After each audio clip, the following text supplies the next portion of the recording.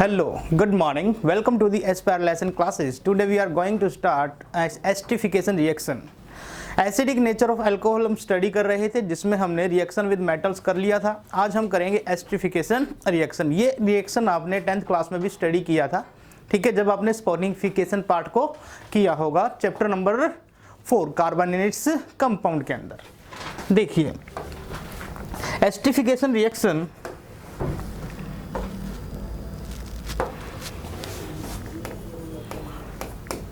Esterification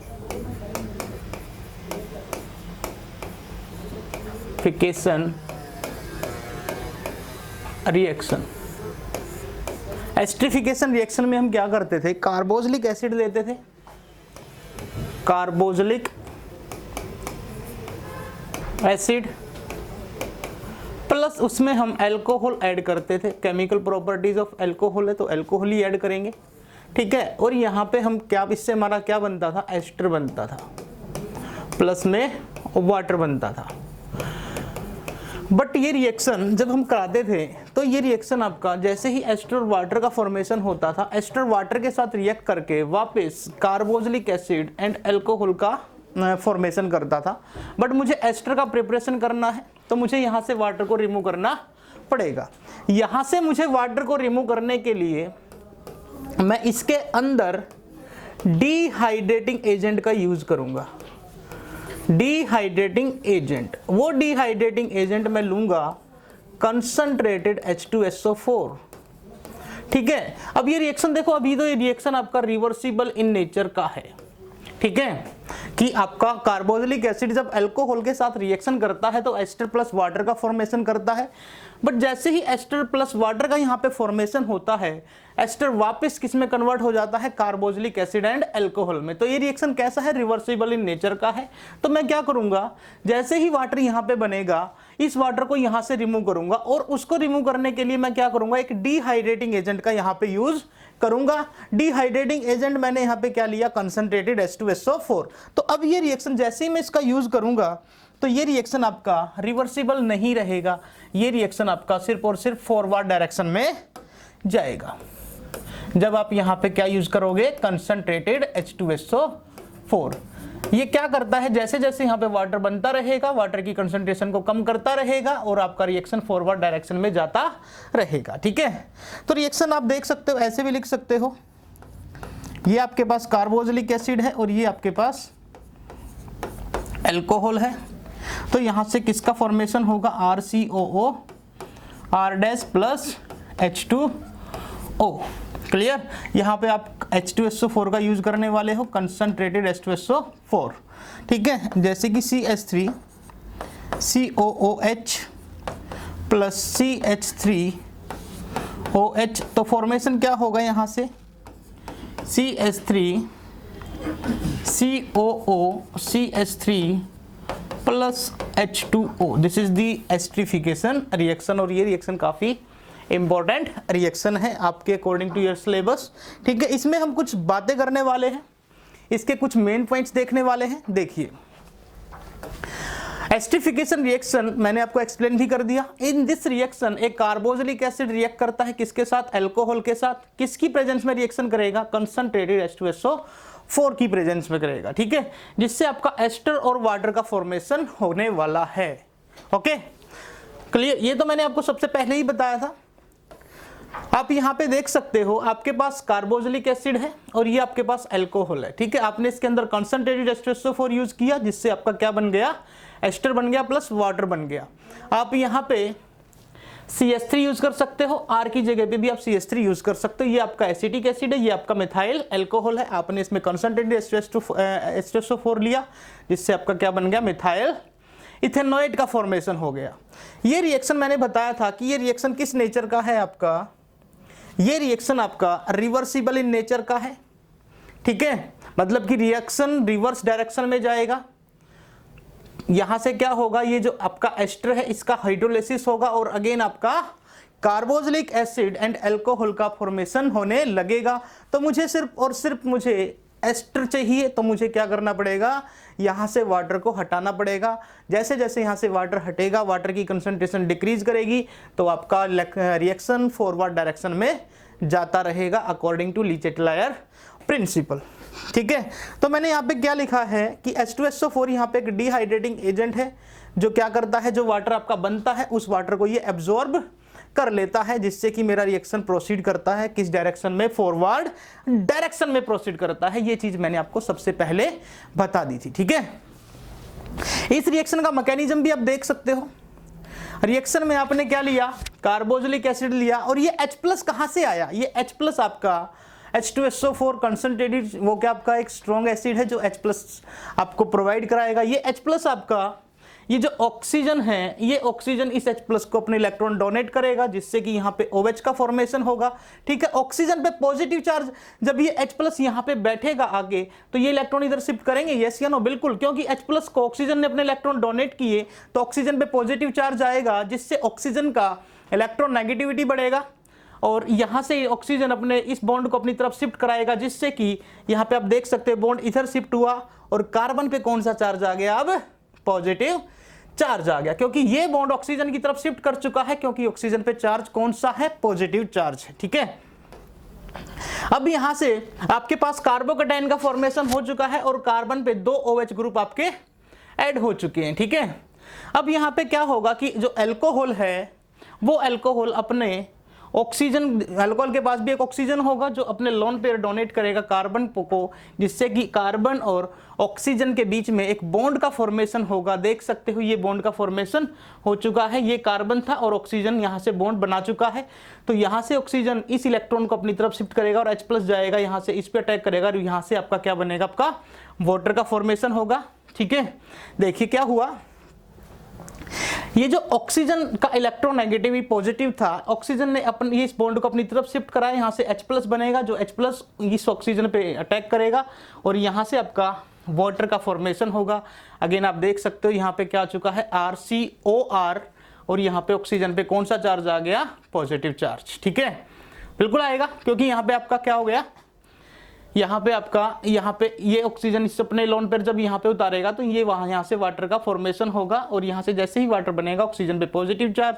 अब क्या होगा, ऑक्सीजन अपनी इलेक्ट्रोनेगेटिविटी, ऑक्सीजन की यहाँ से इलेक्ट्रोनेगेटिविटी बढ़ चुकी है, ये बॉन्ड इधर शिफ्ट करेगा, और बॉन्ड जैसे ही इधर शिफ्ट करेगा तो आपका एस्टर का यहाँ पे फॉर्मेशन होगा। देखिए मैकेनिज्म मैं सिखाता हूँ कैसे इसका मैकेनिज्म करना है। ठीक है, आपके पास CH3, ये आपके पास एक केस है, इस ऑक्सीजन पे भी क्या है, लोन पेयर है। ठीक है, तो यहां से देखें कि जो H+ है वो H+ किसने दिया होगा, कंसंट्रेटेड एसिड ने दिया होगा, H2SO4 ने। ये H+ इस ऑक्सीजन पे अटैक मारने वाला है, जिससे क्या होगा, CH3 यहाँ पे ऑक्सीजन और हाइड्रोजन के बीच एक बॉन्ड का फॉर्मेशन हो चुका है, जिस पे यहाँ पे पॉजिटिव चार्ज, इस पे O और ये H। अब क्या हुआ, ऑक्सीजन का यहाँ से इलेक्ट्रोनेगेटिविटी बढ़ा, ऑक्सीजन का इलेक्ट्रोनेगेटिविटी बढ़ा तो ऑक्सीजन ने इस बॉन्ड को अपनी तरफ शिफ्ट कराया। यहाँ पे आपका ऑक्सीजन के ऊपर फिर से 2 लोन पेयर हो चुके हैं, बट इस कार्बन पे कौन सा चार्ज आ गया, पॉजिटिव चार्ज आ गया, और यहाँ पे आपका OH बन चुका है। ठीक है, आपने कार्बोक्सिलिक एसिड को अल्कोहल के साथ रिएक्शन कराया था, तो अब मेरे पास ये कंडीशंस आ चुकी है, तो मेरा यहाँ से अल्कोहल भी आएगा, यहां से मेरा अल्कोहल CH3OH, इस पे O पे है लोन पेयर, ये लोन पेयर उतरेंगे इस कार्बन के ऊपर।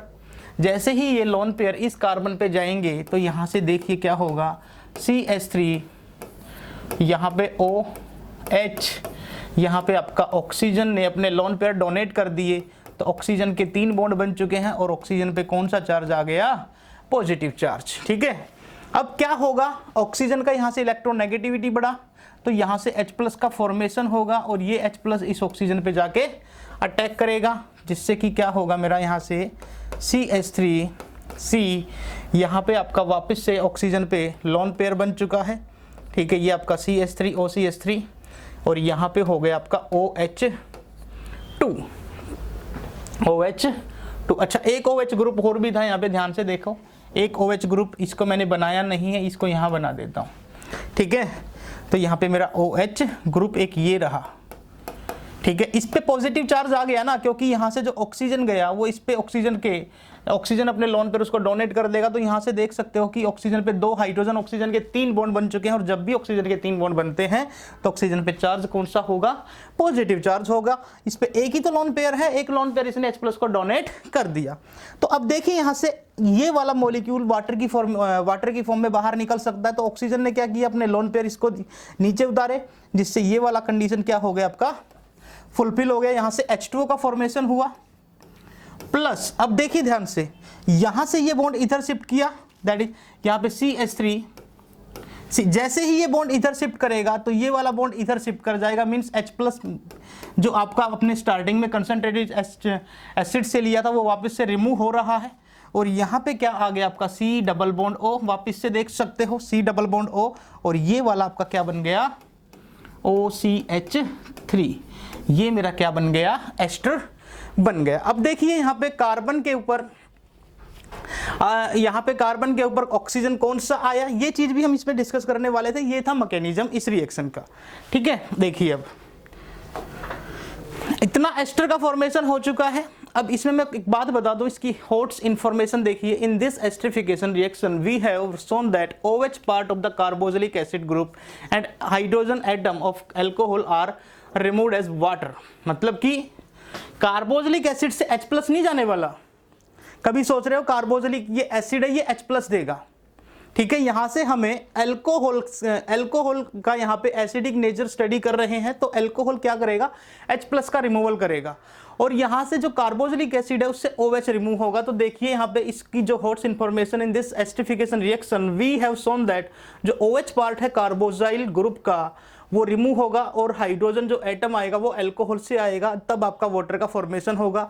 इसको हम किसी के द्वारा कंफर्म करते हैं, with the help of isotopic labelling. मतलब कि हम एक आइसोटॉपिक लेवलिंग कर देते हैं। हम यहाँ पे ऑक्सीजन का आइसोटॉप्स 18 यूज कर लेते हैं, ठीक है। यहाँ पे ऑक्सीजन का आइसोटॉप आपने 18 यूज किया तो ये वाला बॉन्ड टूटा और यहाँ से H टूटा।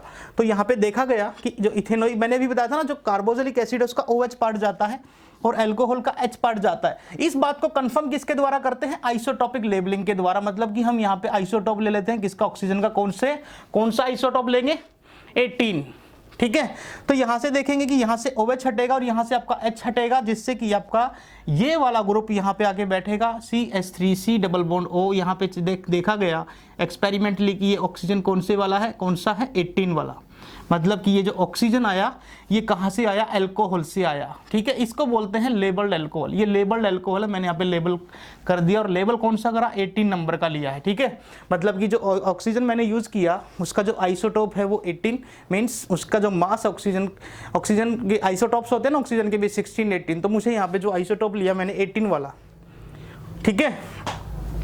तो यहां से देखा गया कि ये वाला ग्रुप यहाँ पे आके जुड़ा, CH3 C double bond O C2H5, and ये इसका OH और इसका H, इसको बोलते हैं लेबल्ड अल्कोहल, ठीक है। तो relative reactivity of alcohol and acids भी देख सकते हो। अल्कोहल आपका जो प्राइमरी अल्कोहल होता है, एसिडिक नेचर अगर हम बात करते हैं, प्राइमरी अल्कोहल से जब H+ हटता है ना तो वो ज़्यादा स्टेबल अनायन प्रोड्यूस करता है, ठीक है।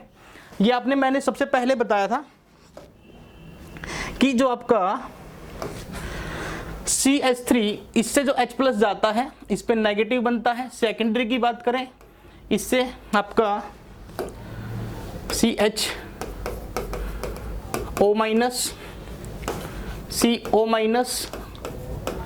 ठीक है। मतलब कि इसका अनायन ज़्यादा स्टेबल होता है नेगेटिव H+ को देने के बाद, क्योंकि यहाँ पे इस पे प्लस आई इफेक्ट ज़्यादा है, सबसे प्लस आई इफेक्ट सबसे ज़्यादा इस पे है। तो इसका मतलब इधर से भी इलेक्ट्रॉन आएगा, इधर से भी इलेक्ट्रॉन आएगा, इधर से भी इलेक्ट्रॉन आएगा, जिससे नेगेटिव चार्ज बढ़ जाएगा। इस केस में नेगेटिव चार्ज बढ़ेगा बट कम बढ़ेगा, और इस केस में आपका बहुत ही कम बढ़ेगा। इसलिए ये आपका कुछ ज़्यादा ही स्टेबल शो करता है। इसलिए इसकी जो रिएक्टिविटी होती है कार्बोक्सिलिक एसिड के साथ वो ज़्यादा होती है, ठीक है। इसकी जो रिएक्टिविटी, प्राइमरी अल्कोहल की रिएक्टिविटी कार्बोक्सिलिक एसिड के केस में, कार्बोक्सिलिक एसिड के साथ जब रिएक्शन कराएंगे एस्टरिफिकेशन के लिए, तो इस वाले अल्कोहल की रिएक्टिविटी सबसे ज़्यादा रहती है एज कम्पेयर टू दिस, क्योंकि इस पे ज़्यादा बल्कि ग्रुप है और ये इलेक्ट्रॉन रिलीज करेंगे, जिससे ऑक्सीजन का नेगेटिव चार्ज इंक्रीज करेगा, और वो उसका अनायन H+ को छोड़ना ही नहीं चाहेगा, ठीक है। तो रिएक्टिविटी ऑफ अल्कोहल हम बता सकते हैं स्टेबिलिटी ऑफ अनायन, जिसका अनायन जितना ज्यादा स्टेबल, और स्टेबिलिटी ऑफ अनायन किस पे डिपेंड, किसके इनवर्सली प्रोपोर्शनल होगा, इंडक्टिव इफेक्ट के। मतलब इंडक्टिव इफेक्ट जिसमें जितना ज्यादा होगा उस अनायन की स्टेबिलिटी इतनी ही कम हो जाएगी। इसका मतलब कि यहाँ पे प्लस इफेक्ट सबसे कम है, इसलिए इसकी स्टेबिलिटी इसके अनायन की स्टेबिलिटी सबसे ज्यादा होगी। द रिएक्टिविटी ऑफ एसिड की बात करें तो आपका जो मिथेनोइक एसिड है वो सबसे ज्यादा रिएक्टिव होगा। ठीक है, जैसे जैसे आपके बल्कि ग्रुप बढ़ते जाएंगे कार्बन पे, जो आपका ये वाला कार्बन बनेगा ना, जैसे जैसे बल्कि ग्रुप बढ़ते जाएंगे COH CH3, यहाँ पे मैंने लगा दिया G, यहाँ पे मैंने O लगा दिया, यहाँ पे CH3, ठीक है, CH2 CH3। जैसे जैसे बल्कि ग्रुप बढ़ते हैं इस कार्बन पे अटैक होना कम हो जाता है, तो HCOH का जो केस होता है वो ज़्यादा रिएक्टिव शो करता है। ठीक है, एस्टरिफिकेशन के लिए ये ध्यान रखना अपने, एस्टरिफिकेशन के लिए ये वाला आपका सबसे ज़्यादा रिएक्टिव होगा। और जैसे जैसे बल्कि ग्रुप्स बढ़ते जाएंगे रिएक्टिविटी डिक्रीज करती जाएगी एसिड्स की। ठीक है, रिएक्टिविटी डिक्रीज करती चली जाएगी। अब ये था हमारा एस्टरिफिकेशन रिएक्शन, जिससे हमने अल्कोहल का एसिडिक नेचर स्टडी कर लिया। इसमें आज हमने क्या क्या पढ़ा, इसमें हमने डिहाइड्रेटिंग एजेंट का यूज करके देखा। ठीक है, इसमें हमने कार्बोक्सिलिक एसिड के साथ अल्कोहल का रिएक्शन कराया। हमने देखा कि जो कार्बोक्सिलिक एसिड है उससे OH हटता है और जो अल्कोहल है उससे H+ हटता है। और इसको हमने कैसे पता लगाया, आइसोटोपिक लेबलिंग से। ठीक है, हमने रिएक्शन का मैकेनिज्म भी करके देखा, कंसंट्रेटेड H2SO4 यूज करके देखा, क्योंकि रिएक्शन रिवर्सिबल होता है। बट रिएक्शन को फॉरवर्ड डायरेक्शन में ले जाने के लिए हम क्या करते हैं, कंसंट्रेटेड H2SO4 का यूज करते हैं, जो एक डिहाइड्रेटिंग एजेंट की तरह बिहेव करता है। जैसे जैसे वाटर का फॉर्मेशन होता है वो वाटर को वहां से निकालता रहता है। ठीक है, तो ये इसके आपको नोट्स भी मिल गए हैं, हैंड रिटन नोट्स हैं। ठीक है, इससे ज़्यादा आपको कहीं से मैटर मिलने वाला नहीं है। इनको आप अपनी कॉपी पे कीजिए, ये आपका JEE के लिए भी और नेट के लिए भी इनफ है। So thank you so much, have a nice day.